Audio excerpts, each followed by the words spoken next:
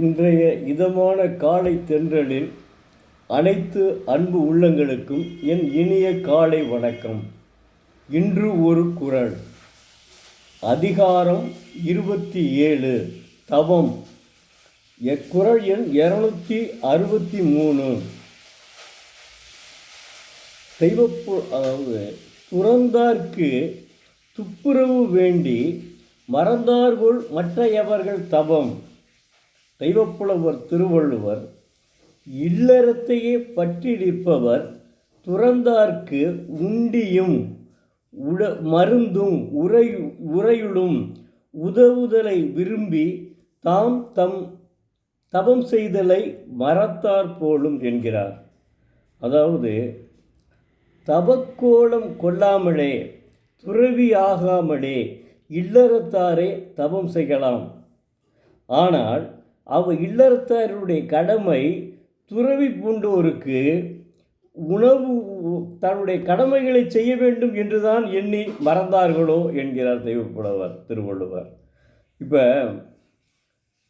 அற்புதமாக சொல்லியிருக்காரு. அதாவது துறவிகள் துறை பூண்டனும் அவசியமே கிடையாது. துறவு பூண்டனும் அதாவது குடும்பத்தை கம்ப்ளீட்டாக விட்டு துறவிகள் ஆகணும் அவசியமே கிடையாது. தெய்வப்புலவரை பொறுத்தவரை தெய்வப்புலவர் திருவள்ளுவரை பொறுத்தவரை இல்லறத்திற்கு தான் முன்னுரிமை கொடுக்கிறார், துறவரத்திற்கு முன்னுரிமை கொடுக்கவே இல்லை. பட்டினத்தார் இருக்கார்ல, பட்டினத்தார் என்ன செஞ்சார்? பரம்பரையான செல்வந்தருங்க. அவர் என்ன செய்கிறாரு? தன்னுடைய தனக்கு குழந்தை இல்லைன்னு அப்புறம் குழந்தை ஆலமரம் ஆலமரத்தில் வருது. அது கதைகள். அப்புறம் குழந்தைய கொண்டு என்ன செய்யறான்? பெரியவன் வந்தோடனே நீ போய் என்னால் வயசாகி போச்சு, நீ போய் சம்பாரிச்சிட்டோம். அவன் செல்வம், அவர் செல்வ செட்டியார்கள், அவர்கள் வணிக செட்டியார்கள், வணிகம் பார்த்துட்டு வா அப்படின்னு அனுப்புகிறாங்க. இவர் அங்கேருந்து வரையில் என்ன கொண்டு வந்தேன்னு வெறும் இதாக அனுப்புகிறாப்புல. சில சாக்கு மூடைகளாக வருது. என்னென்னு பார்த்தா உள்ள வெறும் தங்கங்களாக இருக்குது, தங்க சவரங்களாக இருக்குது.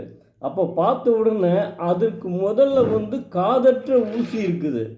காதற்ற ஊசியை பார்த்த உடனே பட்டினத்தார் இது ஏதோ இறைவனினுடைய மகிமை, இல்லைன்னா இவ்வளவு சம்பாரிச்சிருக்க முடியாது, இது இறைவனினுடைய மகிமை என்று அவர் உணர்ந்து அவர் தவம் பூண்டார், துறவரம் பூண்டார்.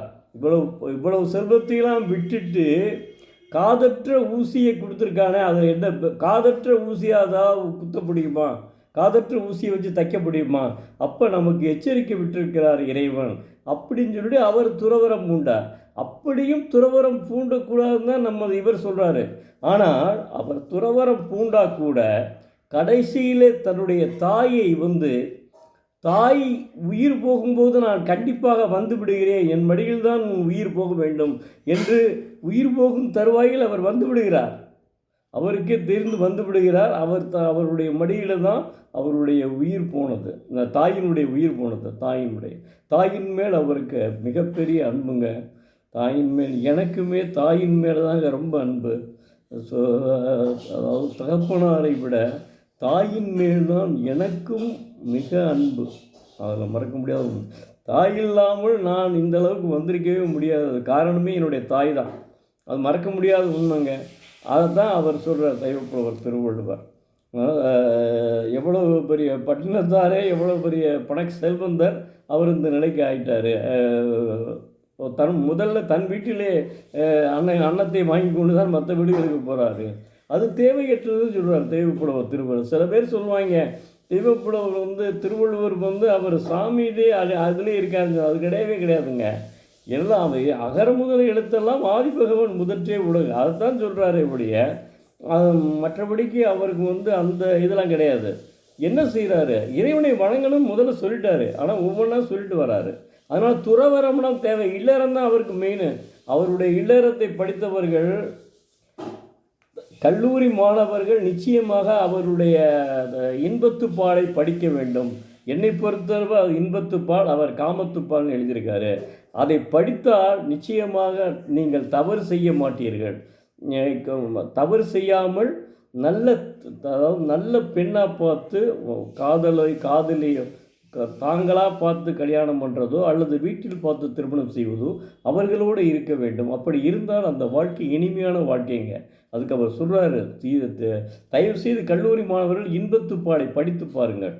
கண்ணதாசனும் அதைத்தான் சொல்கிறார், இன்பத்துப்பாலை படித்து பார்க்க வேண்டும் என்று சொல்கிறார். நன்றி, வணக்கம். மாணவ செல்வங்களே, தயவுசெய்து தினந்தோறும் ஒரு குறளை படித்து உங்களை தயார்படுத்தி கொள்ளுங்கள். நன்றி, வணக்கம். நாளை ஒரு குறளோடு உங்களை மீண்டும் சந்திக்க விரும்பும் எழுத்தாளர் சோ. பரமசிவம், மதுரை.